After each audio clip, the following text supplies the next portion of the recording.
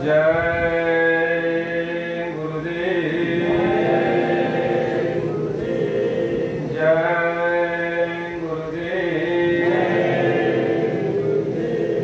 परम पुरुष गुरुदेव जी, जय गुरुदेव नाम, अलग समय की पालने स्वामी तुम्हें प्रणाम, कोटि कोटि करो वंदना, अरब प्रणाम, चरण कमल बिसरू नहीं, जय गुरुदेव नाम,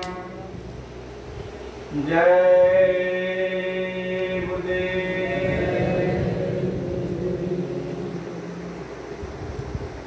परम पूज्य स्वामी जी महाराज, आप सभी प्रेमी सत्संगी भाई बहनों, गुरु महाराज जी के चरणों में कोट कोट प्रणाम। आप सभी भाई बहन दूर दराज से चल के आप लोग आए हो गुरु महाराज जी का संदेश सुनने के लिए। आप लोग धन्य हो। आप लोग के भाग की सराहना जितनी भी की जाए वो कम है, क्योंकि सत्संग में जब कोई भी प्रेमी आने को होता है तो काल और माया उसके पीछे पड़ जाते हैं कि किसी भी तरह वो सत्संग में न जाए और उनको रोक दिया जाए। तो जितने भी लोग सत्संग में आ गए, आपकी बड़ी भाग्य है कि आप सत्संग में आ गए। वैसे तो सत्संग संत सद्गुरु ही किया करते हैं, लेकिन जब वो अपने भक्तों के ऊपर कृपा दया बरसाते हैं और उनके प्रेमी मालिक की जब चर्चा को सुनाते हैं तो मालिक का तार जुड़ जाता है, तो उसको सत्संग के दायरे में ही रखा जाता है।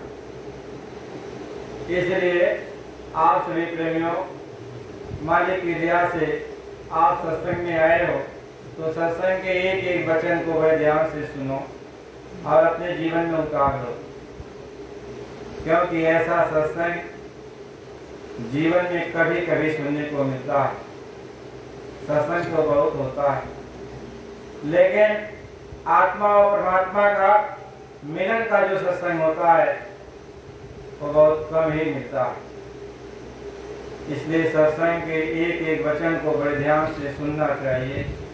जब सत्संग का वक्त हो जाता है, समय हो जाता है, तो परम पूज्य स्वामी जी महाराज सत्संग स्थल पर विराजमान हो जाते हैं और उनकी दया मेहर चलती है और जो भी ध्यान लगा के सत्संग को सुनते हैं उनके ऊपर दया की बरसात होती है।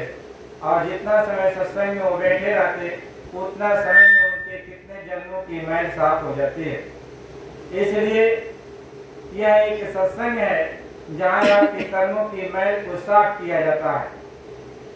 जो आपका सुमिरन से, ध्यान से, भजन से जितना नहीं साफ हो पाता है, क्योंकि सुमिरन, ध्यान, भजन में मन रुकता नहीं है, भाग जाता है।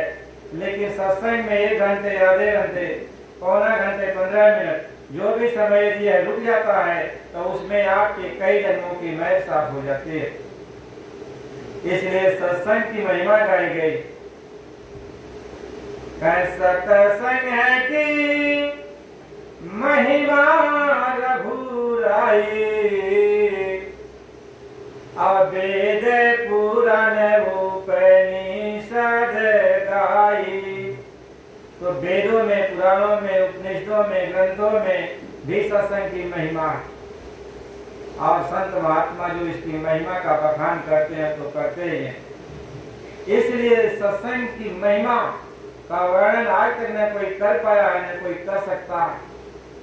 कहते हैं जिसका कहीं भी सुधार नहीं होता, कहीं भी जिसका कल्याण नहीं हो सकता, यदि वह सत्संग में बैठने लगे, सत्संग में आने जाने लगे तो सत्संग में उसका सुधार हो जाता है, क्योंकि सत्संग में उसकी मैल धुल जाती है धीरे धीरे।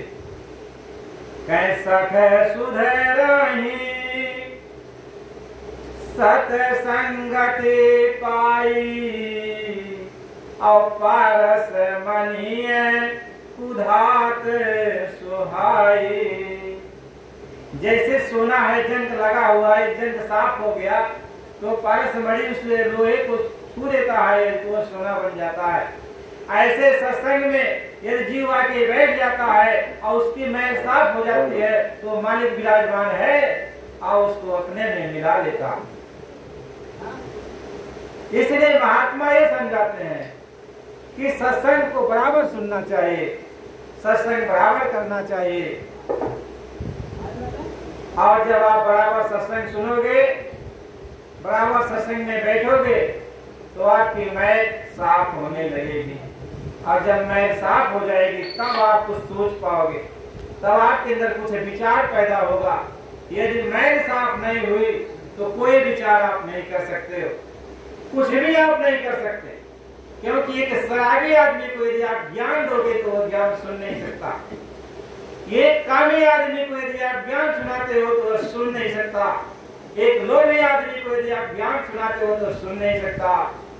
पहले उसका काम शांत हो, पहले उसका लोभ शांत हो, तब वह जो है उसका जहर जब उतर जाएगा तभी वह अच्छी बात को सुन सकता है।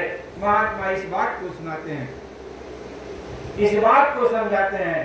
इसलिए हमें आपको सबको चाहिए कि हमें आपको सबको चाहिए, हमें